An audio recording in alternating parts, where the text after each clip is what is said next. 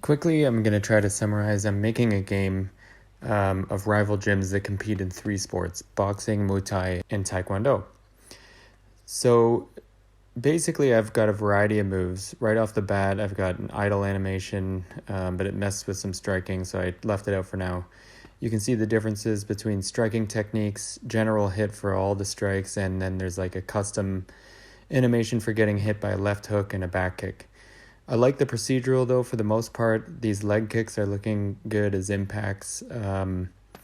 This is just to give a feel what I'm trying to do, but it's a work in progress and many things will change, like the sculpts and the meta, etc. For any sport, you can see that clinching would be great.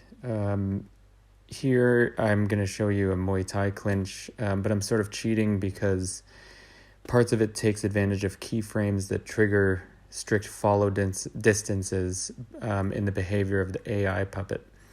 But that wouldn't work for two-player, for example, which is one of the issues I wanted to bring up, which is how to grab another puppet. There's plenty of videos on how to grab objects, for example, but not so much as I just kind of want to stick to the other puppet, even if it's being controlled by someone else, say using the hands as a point of contact. Even if it's just a full boxing clinch where both controllers are temporarily disabled, something like that, or at least the striking buttons are and you can still move a bit.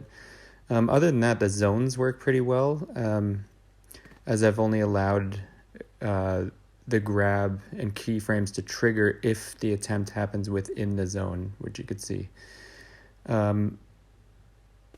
Here I'm just showing you straight boxing, and right off the bat I've run into another issue. And for me, it's very important that a bunch of the gameplay revolves around infighting or close range combat.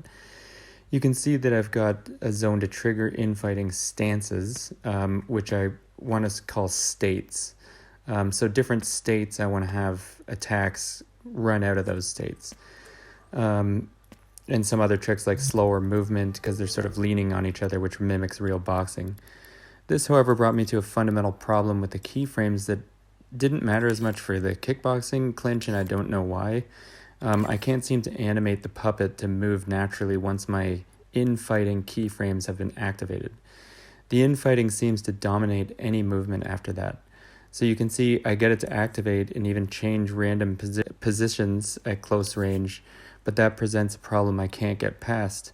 I can't get the puppet to do full range punches. It's almost like he's stuck, and no matter how much I exaggerate it, it doesn't really change the end result. I also have a max range clinch zone where they initiate a clinch, but it's glitched a little bit at the moment. So in other words, if you're boxing and you get as close as you can possibly get, they'll start to try to grab each other or initiate a tie-up. Never mind the fact that I can't really get them to grab. So a quick look under the hood shows that I've set randomizers and timers with the zones to activate the three stances in the infighting zone. Instead of just using keyframes, I put them in a timeline, since the parameters of the keyframes would continue outside of the clinch at times, but not at others, which is something I wasn't understanding, so I just made it into a timeline, each of those stances. So for simplicity, I unhooked two of those stances just for the sake of troubleshooting, but I still need to know what is causing my animation problems. I should be able to have the puppet move however I want within the keyframe since I'm animating it, but it seems stuck. Another thing I should add is that I'll have a wide variety of animations for fighting discipline. For each fighting discipline, and animation comes easy to me, but the logic and wiring can get crazy based on how I'm doing everything now with no development background. So I'm a bit worried I'm shooting myself in the foot later, creating all these interdependent events. For example, right now I'll have at least 2, but mostly 3 animations per move, so 3 jabs, 3 hooks, 3 crosses, and hit reactions for each of those. Also, at least 2 or 3 running through randomizers. Back to the infighting for a minute, though. Here you can see how awkward the right hand is in the left hook to the body. And in reality, I hyper-exaggerated these movements just to squeeze out their animations. Why is the infighting keyframe absolutely dominating and crushing any freedom I have? look at the hook animation, you can see the wind-up that I had him do is almost facing backwards, unrealistically, but he barely moves when it actually plays out in gameplay.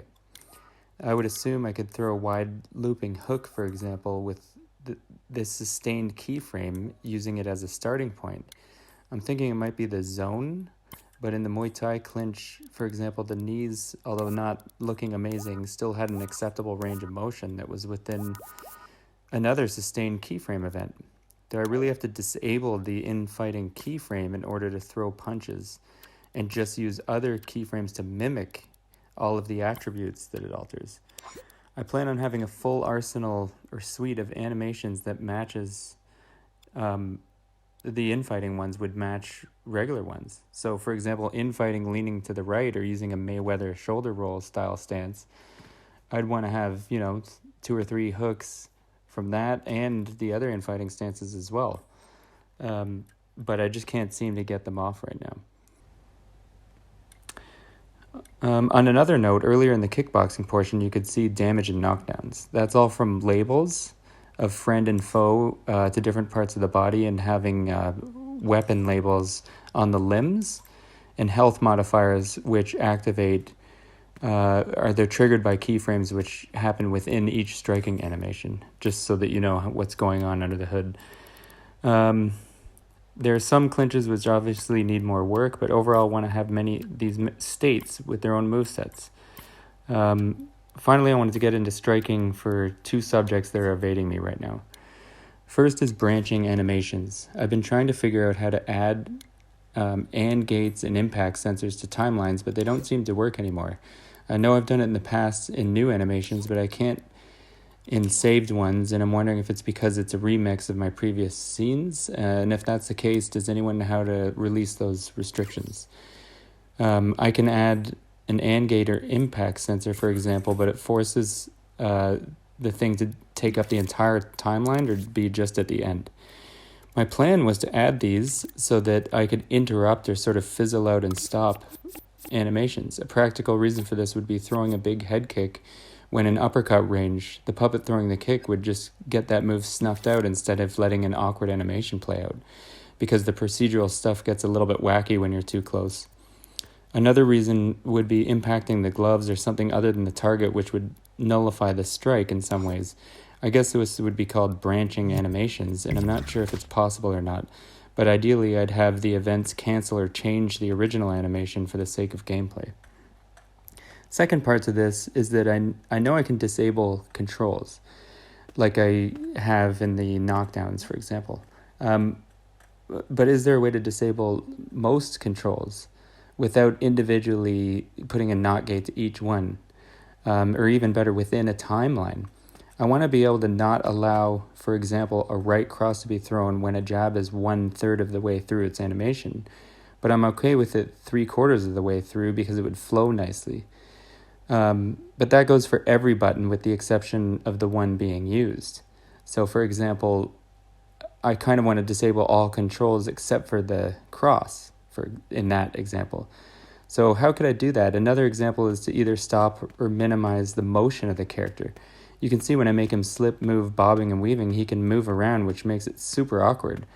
But also for gameplay, he should either just stay put or move very little. Blocking is another example, although I do think he should be able to move maybe 1/5 of the normal amount. Same for actual striking, actually. I'd like to be able to move a little bit if possible, but when I attempt doing this with the disable controls function, it screws up the actual animation. While I'm on the subject, I think that the sticks trigger maximum speed a little bit too early, and I wonder if I can make it so that the left stick has to be 90% pushed in any direction to trigger faster motions. Some of this boils down to logic and good practices in game design, which I have zero knowledge, aside from watching great YouTube videos, so I appreciate any feedback. Shout out to TapGiles, Neon the Coder, and YoungText for their tutorials. Finally, custom moving and strafing. If anyone knows how to create a canter akin to a horse canter, that's more along the lines of how fighters move rather than one foot moving over the other one. So I'd like to work that in if possible, and if I could do it in the keyframe for running of the puppet, that would be even better. So if anyone wants to collaborate on this or, has any feedback, just feel free to hit me up. Cheers. Thanks.